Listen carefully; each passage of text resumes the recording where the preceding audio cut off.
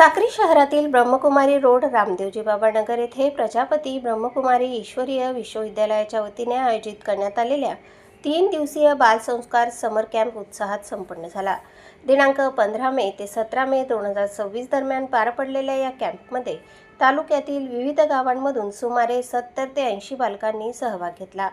बालकांच्या सर्वांगीण विकासासाठी या कॅम्पमध्ये एकाग्रता, व्यक्तिमत्व विकास, राजयोग मेडिटेशन आणि नैतिक जीवनमूल्य यांसारख्या विषयांवर विशेष मार्गदर्शन करण्यात आले।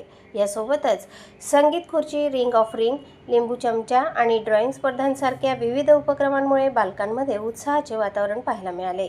साक्री सेवा केंद्राच्या प्रमुख शीला दीदी यांच्या मार्गदर्शनाखाली सुनंदा दीदी, गीता दीदी, मंगल दीदी, प्रतिभा दीदी, हिना दीदी आणि सीमा दीदी यांनी कार्यक्रम यशस्वीरित्या पार पाडला।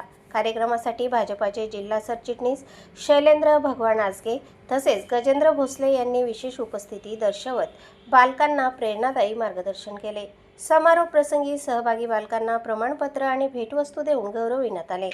या समर कॅम्पमुळे बालकांमध्ये आत्मविश्वास, सकारात्मक विचार आणि संस्कारांची जपणूक करण्यास मोठी मदत झाल्याचे पालकांकडून सांगण्यात आले। प्रतिनिधी संगपाल मोरेसह स्वराज्य न्यूज, साक्री।